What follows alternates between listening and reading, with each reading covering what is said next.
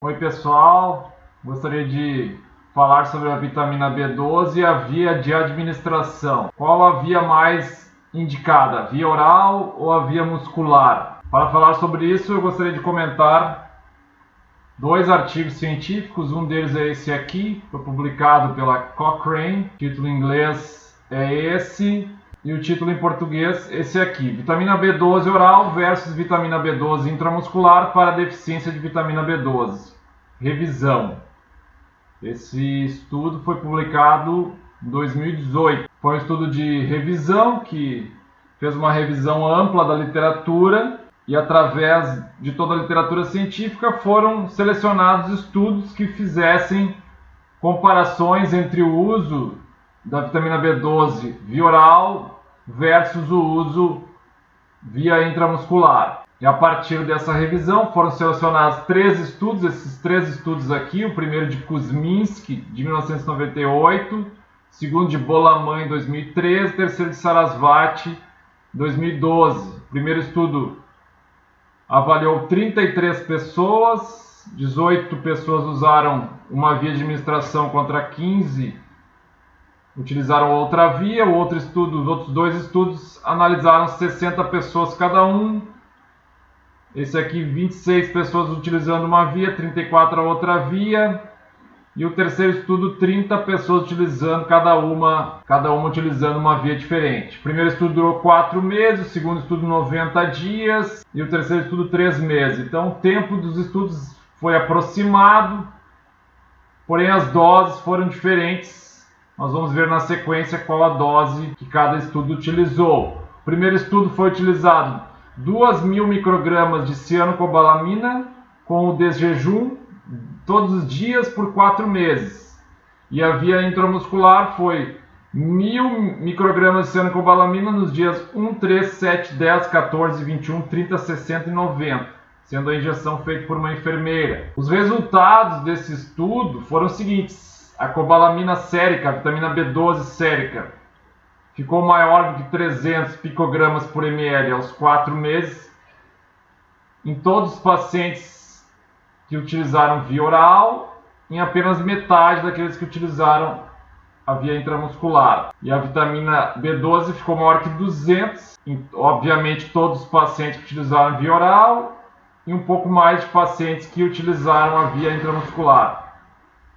Então vocês podem ver que a via intramuscular não foi suficiente para que todos os pacientes obtivessem níveis maiores que 300. É importante lembrar que existem vários autores, vários profissionais, vários médicos, pesquisadores, que consideram que níveis séricos adequados de cobalamina ou de vitamina B12 são aqueles maiores que 500. Então o estudo nem avaliou isso, ele só avaliou aqueles que conseguiram chegar a maior que 300, e mesmo assim, maior que 300, nem todos da via intramuscular, nas doses utilizadas, né, de 1.000 microgramas, nesses dias que foram comentados.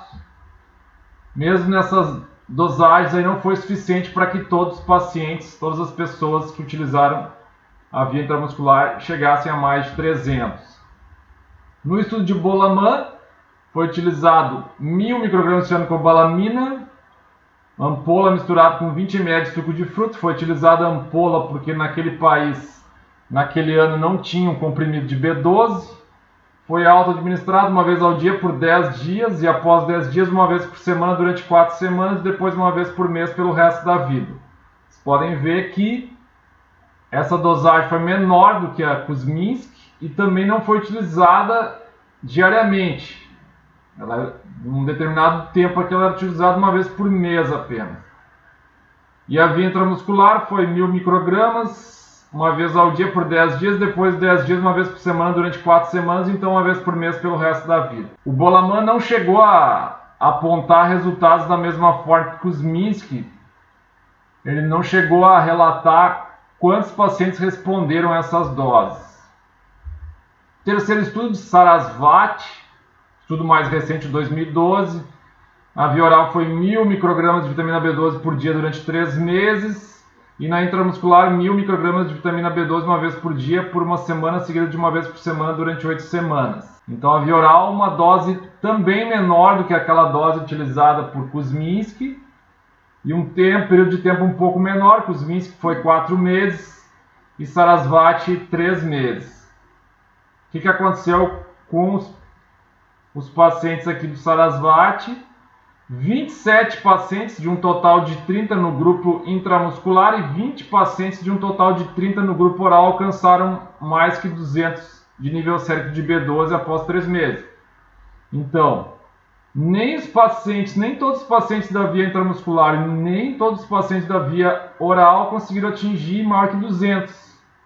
Vocês lembrem que os resultados de Kuzminski, tanto maior que 200 todos da via oral e maior que 300 todos da via oral. Então, o estudo de Kuzminski foi o único que todos os pacientes, pelo menos de uma das vias, conseguiu atingir níveis séricos maior que 200 e maior que 300. No Sarasvati, nem os intramusculares conseguiram, nem o pessoal que usou via oral também conseguiu. Então, de acordo com esses 3 estudos aqui, parece que a dose realmente mais efetiva para que todas as pessoas que usam essa dose consigam. É claro que algumas pessoas necessitam de doses até menores, mas para que todos sejam contemplados, a dosagem de 2.000 microgramas, pelo menos por esse período que foi utilizado aqui, 3, 4 meses, parece que essa que é a dose mais efetiva. Quais foram as conclusões dos autores do estudo da Cochrane? A evidência de baixa qualidade mostra a vitamina B12 oral e intramuscular tendo efeitos similares em termos de normalização dos níveis séricos de vitamina B12, mas o tratamento oral custa menos. Encontramos evidências de baixa qualidade que a vitamina B12 oral parece tão segura quanto a vitamina B12.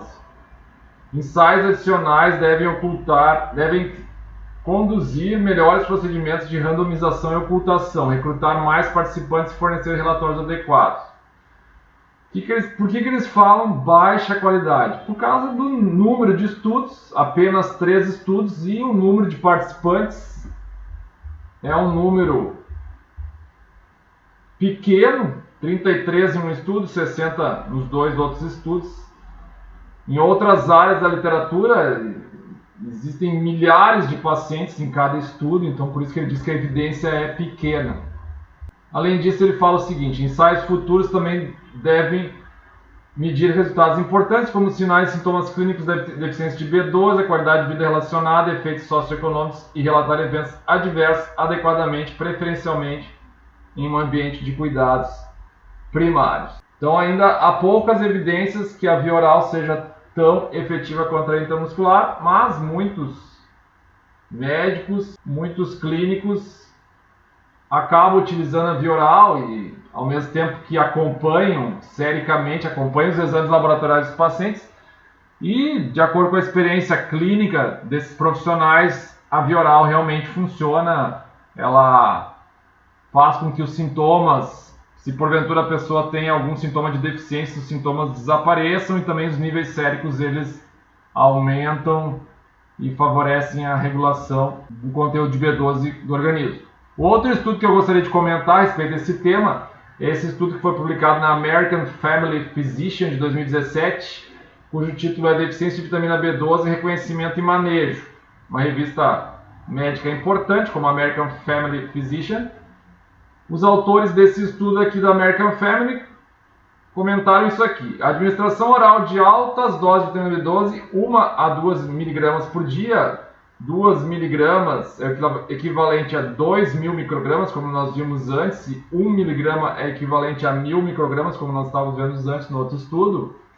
A administração oral de altas doses de B12 é tão eficaz quanto a administração intramuscular para corrigir a anemia e os sintomas neurológicos. Mais uma consideração que eles fazem é a seguinte: a terapia intramuscular leva a uma melhora mais rápida e deve ser considerada em pacientes com deficiência grave ou sintomas neurológicos graves. Alguns autores consideram deficiência grave vitamina B12 menor do que 100 picogramas por ml.